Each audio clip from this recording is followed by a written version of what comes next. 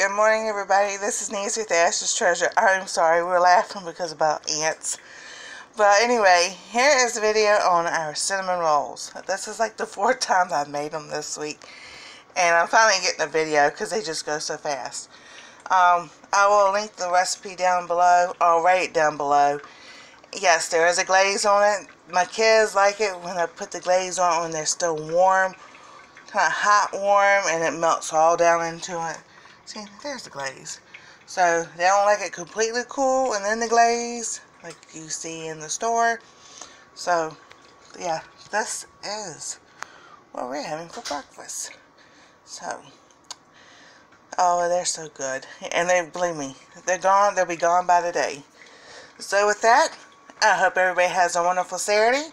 And on a special note, I will do a video tomorrow night or Monday. I am at 100 subscribers. Woohoo!